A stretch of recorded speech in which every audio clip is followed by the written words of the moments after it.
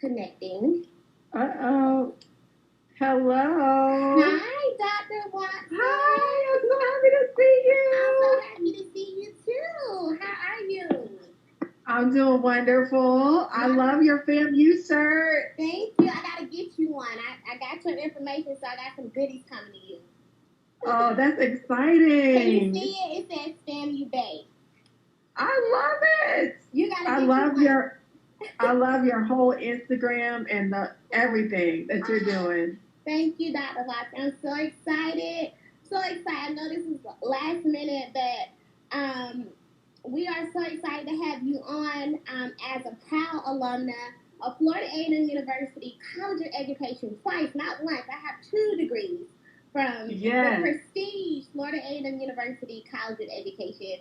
So it is an honor to have you on our live this evening and to share with us your thoughts and your concerns and reflections as an educator overall about COVID-19. But before we dig into our topic, which is the impact of COVID-19 on educators, I just kind of wanted you to give some brief little bio about yourself. Tell the people, tell our followers and friends and our family who you are and what you're about. And just give them a little basic background, and then we can go from there. Okay. Hi, everyone. I am so excited. I met Apple, the CEO of Teacher B.A.E, at homecoming this year, and it was just an honor to meet her. I started at Florida A&M July 1st, 2019, so we are almost at the year anniversary for being dean. I am so proud. Our faculty, yes, the administrators, they're exceptional. But most importantly, we are here for the students. And I can share some good news for all of the alumni rattlers out there. Yes. We just received our national accreditation. So you already knew, yes, you already knew you graduated from an amazing program, but I can just say that it is underscored today. Yes. We have, we're just nationally recognized.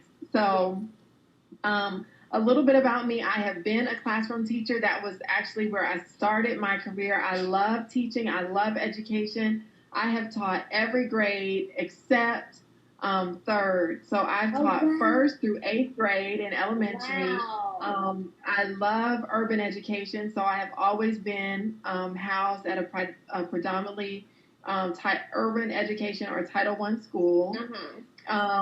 My teaching career started when I finished my internship in Edgewater, Florida, and then moved to Oklahoma and taught in Tulsa, Oklahoma at Tulsa Public Schools. Okay. And I just love everything education. I will tell you out there, follow your passion. I knew that I wanted to make a difference in the classroom, and my principal saw something in me at the time and promoted me and said, would you like to be over the 1st and 2nd grade coordinator? And I did that with diligence and mentorship. And then the rest is history. I went on to get my master's and doctorate and just stayed in what is my passion and never had a day of sorrow. Have always been proud to be an educator.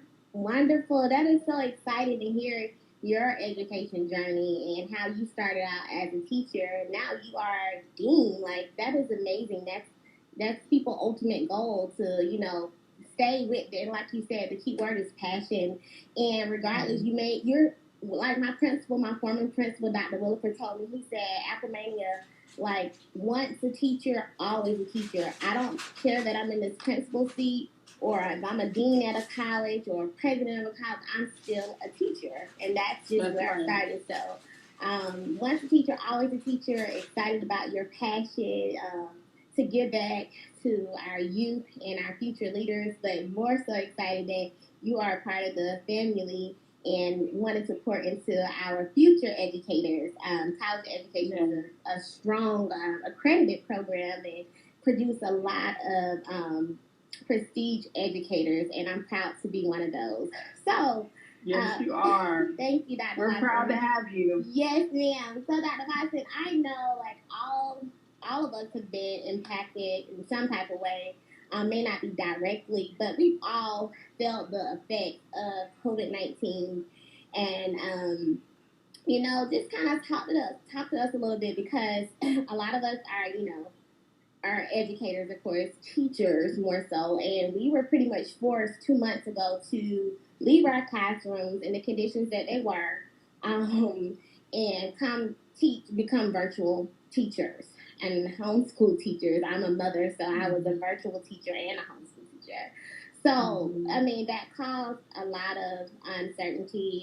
It caused a lot of anxiety, and it just caused so many things that I think will have a long and affecting impact on not just myself but educators globally. As COVID-19 is affecting everyone globally. But yesterday, I'm pretty sure you're aware of this, that CDC, they rolled out some guidelines for reopening schools as early as August of this year. And, I looked at it, I glanced over it.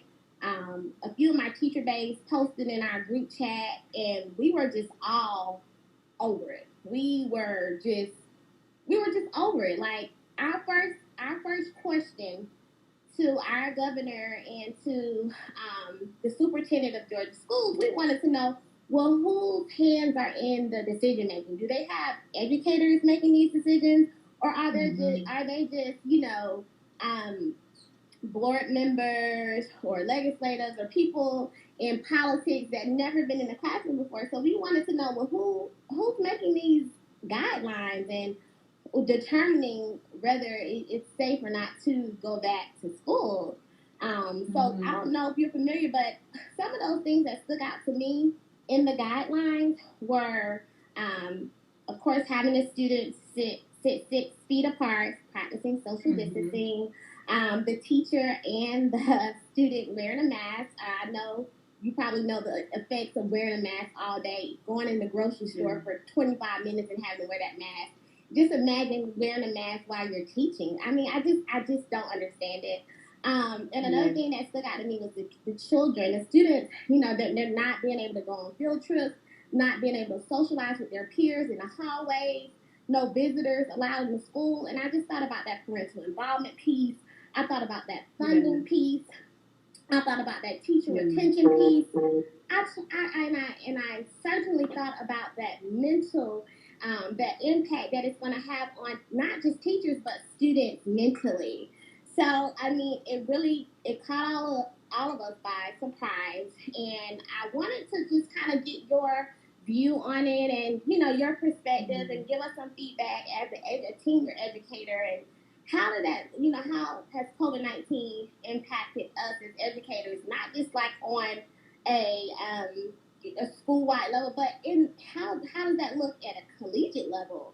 I know, the students had to graduate virtually, and so I know that was a big shift for you as a new dean of that. So give us a little bit. So first of all, thank you for just bringing to the attention of others how this really has affected our persona. And I want to start with what you first shared about just being a teacher and what it means to literally, you go on spring break, or it's a couple weeks before spring break, and your whole world changes. Your reality for your career is completely just put in upheaval, and you are asked to pull out a superwoman or superman cape, and out of nowhere convert everything you are and everything you do into a cyber-based teaching platform. And I want to say to those that are listening and that will see this, you are called to a profession of professions. That's right. And it's only people like you, Applemania, like me, like those that are on the Teacher B.A.E network, that those that are in the FAMU College of Education. It's only people like us that can do that. Right. And still keep our head up and still keep smiling and still keep being excited about this profession. Yeah. And so now more than ever, the world knows, the stay-at-home moms know, the working moms know, the doctors know. Everybody now knows what it's like to be us. Yeah. Because they're living it with their own kids, their nieces, their nephews, and not only, and I have to bring this to my family's attention quite a bit, not only am I, the dean of a college, I'm a mother of 3 children. And Wow. 3 children with very different educational needs. Mm-hmm. And so I had to stop everything to say, not only do I have to see how my future teachers are doing in the College of Education, I have to check on my own children as well. Right. And just to look at your learners, I wrote a piece that I shared in a national platform about why now. Mm-hmm.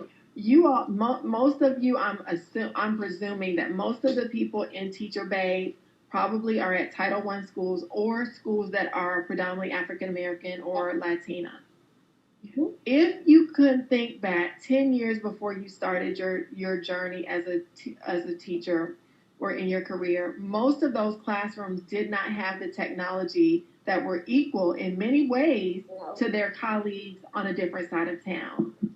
And so now all of a sudden, we are seeing the light shed like, hey, America, we have a global pandemic, and we have been telling you all about these Black and brown kids that have not been educated equally for the last 100 years. Yeah. But now we all of a sudden get hotspots dropped out of the sky and Chromebooks. They magically appear. Yeah. And so I just want to give a pause to teachers who have done the most with very little resources, and you were thrown into it and thrust into it. And I want to say, I promise you, I said it in the opening, I would never, ever leave this profession. Mm-hmm. I love being a teacher. And I don't want you all to either, because it's going to get better. It is. Then you talked about what the CDC considerations for schools were. I read them. My cousins were saying, do you all expect me to send my babies back to this? I was just invited on a task force for Leon County to think about what parents are considering in terms of coming back. There are so many considerations, and this does not really, this pandemic, unless there was a survivor of the Spanish flu that talked about what it was like to be a child in that era. And she's she's 100 years old. Oh, wow. And she said that it was just her friends were dying around her. My parents even remember polio because they got the polio vaccine. Yeah. And they remember kids getting polio. Yeah. So we have seen some of the historical trends. And when the one-room schoolhouse existed, kids just did not come. They just were at home. They dealt with measles, mumps, rubella, all of those things that now we have vaccines for. Chicken pox, smallpox. About chicken pox since I had it in second grade. Yes. So I still have a scar from chicken pox. Me too. So, we are in a new normal, but for teachers who are saying, what is this going to look like for us in August? I just left an appointment where I had to wear a mask, and I was burning up. It's 83 degrees outside. It's hot. You can't breathe. Oh, my goodness. We have to think of other ways that we can make our classrooms still creative, because here's what I need you all to know. Nationally, I talked to one of our leading judges in Tallahassee. She shared in a class that the domestic violence rate has gone exponentially up. The child abuse rate has gone exponentially higher. So we as teachers, you guys, this is our calling. This is our calling. And so you have to remember, no matter what the global pandemic does, kids don't know what they're born into. The ones that are graduating now were born during 9/11. Yeah, sure. They were born during 9/11. Yeah. So you have to say, we will be here. We're going to change our platform once again. We're going to be the miraculous educators that we always are. But here's what I want the state and the nation to do. I want them to pay you what you're worth. Absolutely. I want the pay increase to really show that this is a noble profession. You didn't just sign up to live paycheck to paycheck. You're making miracles happen in the classroom. You're connecting with kids that don't have a connection. I think about my own middle class youngest son who logs into Zoom with his 30-some classmates spread over 2 classes. And some days he does not want to engage, and some days he does. And it's all up to the teacher on that Zoom, just like you and I are, to say, hey, Adam, how you doing today? Hey, to say hey to one of his classmates and say, please, please, please, we want to see your face. We want to get you involved. Yeah. So we're working miracles, and trust and believe. As a dean, I know the pressures that you all face, and I will never forget them, because my first profession in love is and always will be teaching. And I loved it before I had kids, and love it even more because I know what you all are going through. Yes. So the considerations, Applemania, you brought up a good point. Who's at the table? Our commissioner, I will say, does engage the FAMU DRS superintendent. So many of the superintendents have worked out a plan A, social distancing, a plan B, half online, half face-to-face. There's a lot of different plans and task force that are being put underway.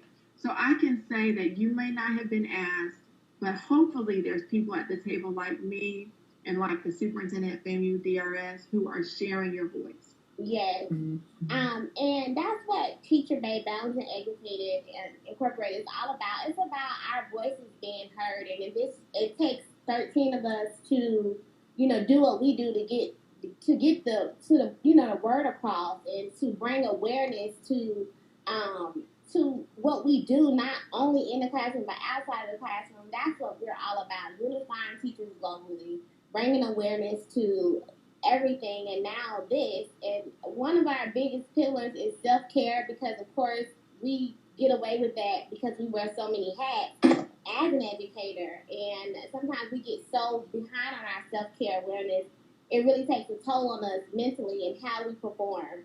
So I know the pandemic has definitely took a toll on all of us. I mean, we were forced to turn our garages and our homes and our offices into a virtual classroom. So this is what Teacher B.A.E. is all about. I'm so excited to have you a part of our platform this evening to give your background about education and how it all unfolded up until now, and how the pandemic is affecting educators globally, future educators, students in the classroom, on a collegiate level, on an elementary, primary level, secondary level. But something that stuck out to me as well, Dr. Watson, was the levels. Like I said, if you have to put things in boxes as it relates to low risk, medium risk, high risk, then you probably shouldn't even consider doing it. So the low risk was still virtual learning, which I prefer. And let me start right there. Let's think about these students that just graduated from Florida A&M University. They just landed their first teaching job, and they are unsure of if they're going to enter a brick and mortar setting or a virtual setting. Also think about those teachers that got raises and promotions and moving to different new schools. As for me, I just got a promotion. I'm moving to a new school. So here I am stuck like, oh my God, I'm trying not to worry, but I got a brand new set of kids, a brand new school. Mind you, the population is completely different from what I'm used to. So I'm not really sure how that's going to look or how it's going to feel, but I'm having anxiety, just the thought of not being able to see my kids, meet my parents, build that one-on-one rapport with them. That first day, everything. First day, that is it. That is the time for you to shine. That is your stage, and that's when you set the tone. The first day, so I know I've been a teacher for 10 years, and I think I kind of got it. I think I can work it out. I think it won't be a problem. But I'm thinking about those new graduates that just graduated and landed their first teaching job, and they are all over the place. They don't know what to expect. what type of advice can you give to those teachers, those brand new teachers that just graduated from accredited college education program? What would you tell those teachers, Dr. Watson? First of all, Applemania, congratulations to you. I am so proud of you. Thank you. Secondly, I just want to say, let me just point out something that you are doing right now, that yes, you've been in this career for 10 years, but you have a background that shows me you care. You care about what you're doing. You care about me as a person. And you took the time to make sure you have a background to connect with students on Zoom. Yes. It is virtual spaces. And yes, you have students that are shy. You will have students that you don't know what happened to them the night before. I mean, just to be very honest, you don't know the stress of not really even having parents that might have money coming in if they work in the food service industry. Yes. Those are the considerations. That's real life that we could not have. We could have showed you in your internship, but we could not have made it more real for you as a new graduate. Yes. So now that you are a new graduate, I would say connect with your students how the fourth grade you would have wanted a connection. How the third grade you, because I remember my first grade teacher, Miss Quam, she loved me so much. I was bullied. The kids put glue in my glasses because my glasses were so thick. But she cared about me. But she could have shared, she wasn't a hugger, but I knew that she cared about me from the way she looked at me. Yes. You all have to do that now in a new normal. And I read the CDC considerations, and they literally have, like Applemania said, lowest risk, more risk, and highest risk. Yeah. Think about some of our veteran teachers that are over 65. Yeah. Think about some of our workers, for instance, at my son's school. The first person you see is like a grandmother figure at the front desk. Yes. She's over 65. Where is she going to be? Right. Just all of these different considerations. These are questions that real-time, real-life educators, that's why our hands need to be in this decision-making. Because it's going to impact everybody. And, it's just so much to think about. And it overwhelmed me yesterday, gave me anxiety. I had to stop. I had to mute my group because it was just too much. And the first thing I can think about is those brand new teachers, Dr. Watson, that just graduated, just received a fresh, pretty degree on paper, landed their first job. And I thought about me as a tenured teacher, but I'm going into a different environment, a different school, a different population. And I just became so overwhelmed. And I was just like, oh my God, Jesus fix it. I mean, I'm going to be real honest with you. Me personally, I prefer to start the school year off virtually. I really do. I'll make it work. A lot of teachers do. Make it work. A lot. I've heard that from. I can't imagine my son, which will go to a new school as well, starting the school year off social distance in his classroom. And not being able to really interact with his peers because he's in one classroom all day, can't go to lunch, eating lunch, and I don't mind, fixing him lunch every day. But just all of those requirements and him being in the mask, he don't even like to wear the mask in the store for 5 minutes. Imagine him in the classroom. I'm just like, Lord, this is really going to have a long-term mental. I'm thinking about the mental capacity of it is a major life change. Yes. It's a major life change. We will have a lot of kids need to have that closeness, that physical space. Just thinking about some of my friends. Hi, sweetheart. How are you? That's awesome. Is he in third grade? No, he's going to second grade. He's just really big. Second grade. Yeah. Okay. Oh, that's so sweet. Go watch this. But you know what? Just thinking about it, Applemania, if you're in a larger district or a state that rushed, like you are, a state that rushed to open back up, a lot is going to be predicated on what the government officials say. So I have always decided, just personally, I'm not going to allow other people to dictate my happiness or how much I give to my role. That's true. So if you have to go back and you're in a district or a state that they say, yes, we're coming back, we're gonna use this approach. How do you make it the best for yourself? Yes. How do you say, I've chosen a career that I love and that I want to stick with, so this is what I'm going to do my self-care.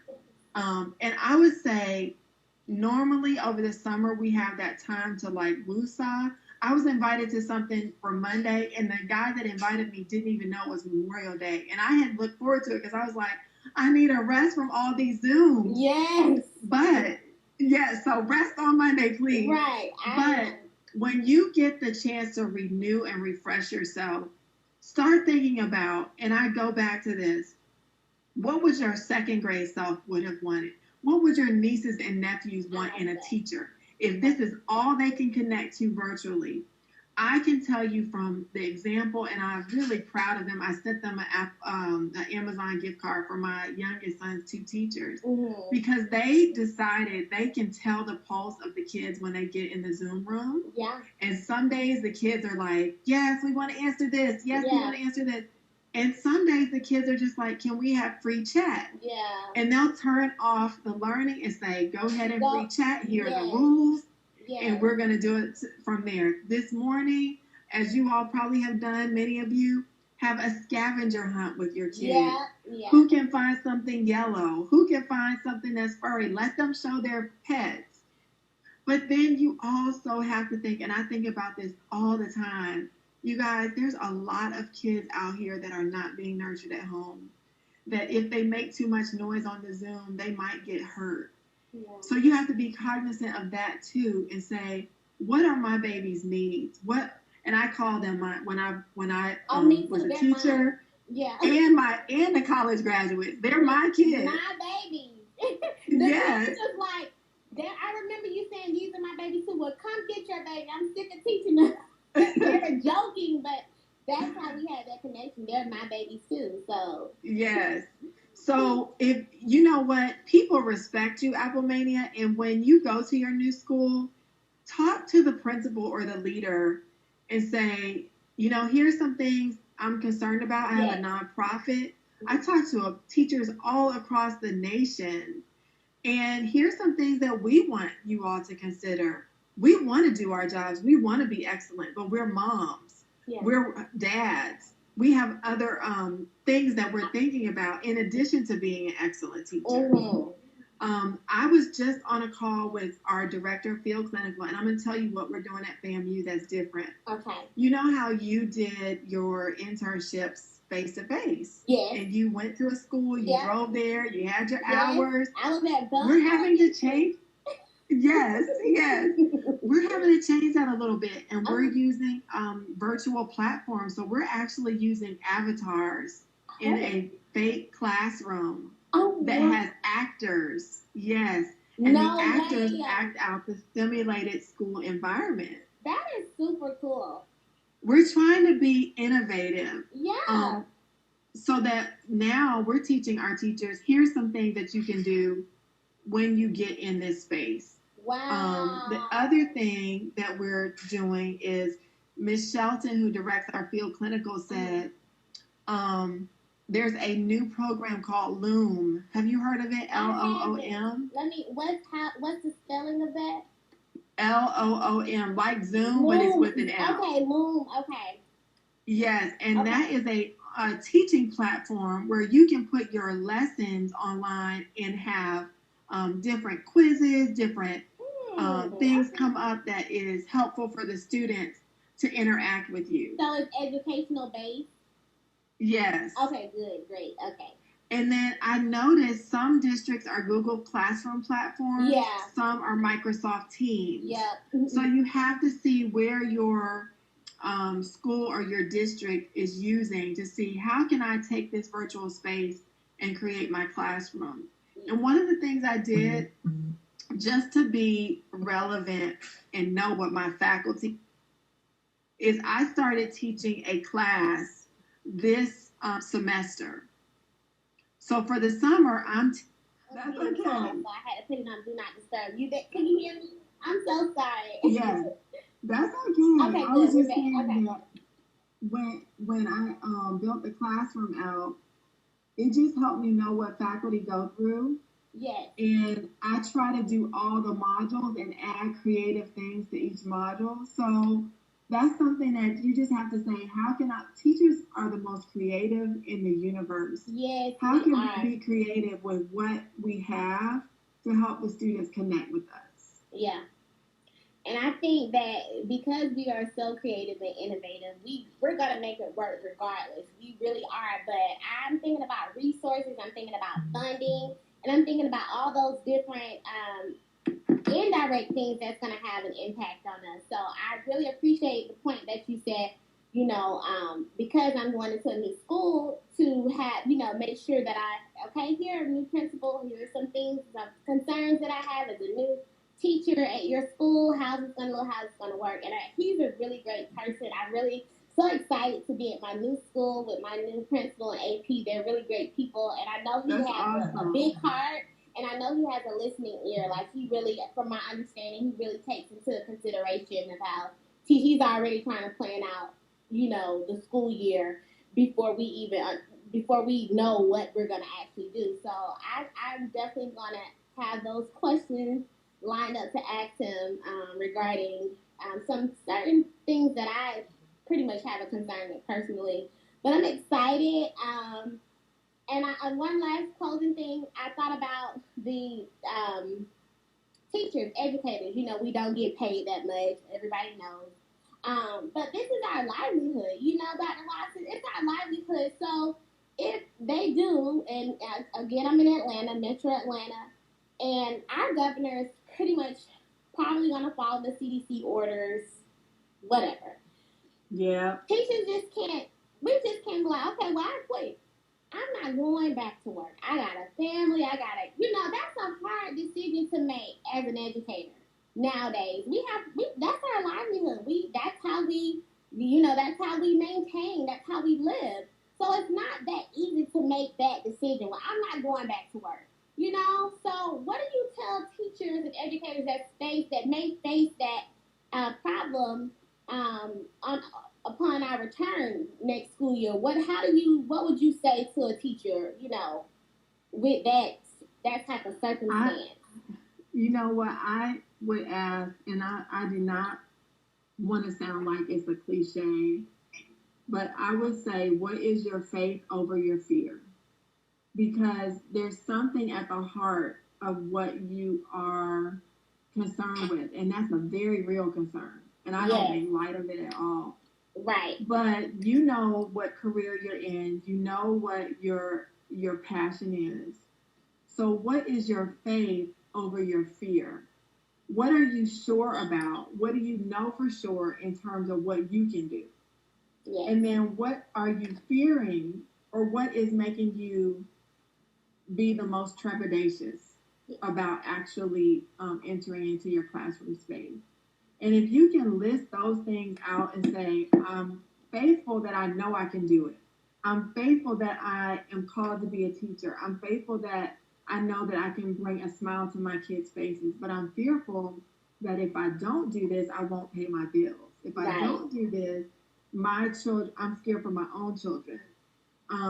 If I don't do this, I'm afraid that I might have made a mistake. What is them? There's a lot to consider. So, and this is where you said that self-care, mental health, reflection, talking about how to overcome the fears with the faith, writing things down. What do you want to accomplish? What would be a small win when you return back? I like that. Yes, look at a small win. The other thing is, like, most of us that are in this southern Georgia, North Florida, Florida area, Alabama, we're going to be going back. Yeah. And so, how is that going to look for you? And how are you going to be able to operate in that so you are not anxious? Yeah. And that you don't have anxiety? Yeah. What if it means that your children go to the school where you go, or the closest school near you?